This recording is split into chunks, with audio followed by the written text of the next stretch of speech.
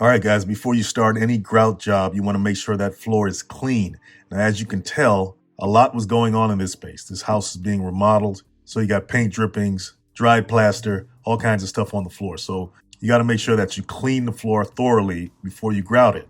That means scraping between the lines, getting all that debris off of the floor, making sure those tile joints are nice and clean, ready for that fresh grout.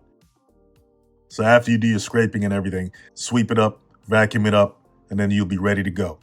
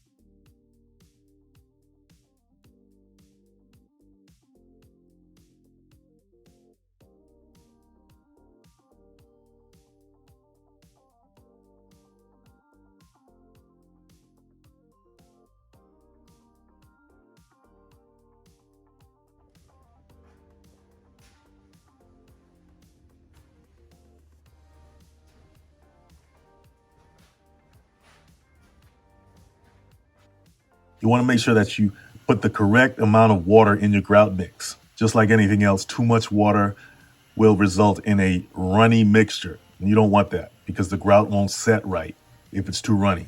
If it's too little water, then the grout will be too hard, too clumpy to be effective. So you got to watch that right mixture. You want to follow the instructions on the back of your grout mix.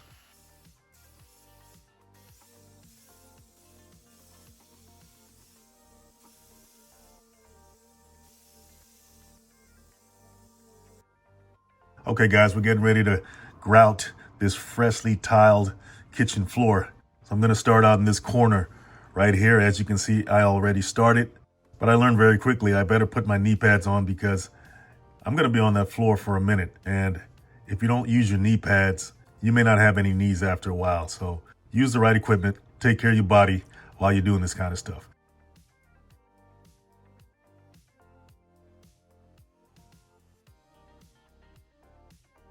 Okay, so one of the things that you got to be very careful about when you're grouting is to make sure that you spread the grout evenly between the tiles.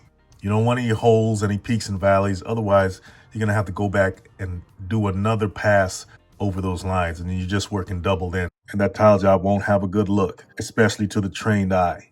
The thing about grout is that it shrinks as it dries. That's why you have to be really diligent about packing that grout in between those tiles. It's better to pack more than it needs than to pack too little. Just jam it in there with your grouting tool, and then you'll wipe it off with a sponge after.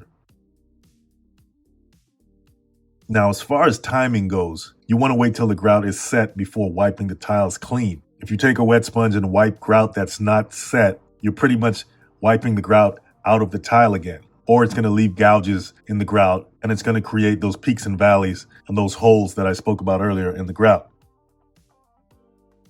But you don't want to wait too long either because the grout will dry on the tiles themselves, and that can create what they call grout haze. And all that is that thin layer of grout that dries on top of the tile while you're grouting. You can wipe it off.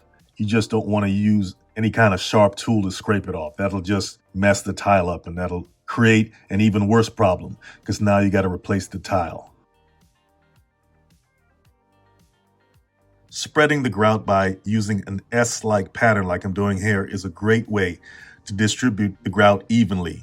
It allows you to cover more ground when you're grouting, as well as cleaning the floor at the same time.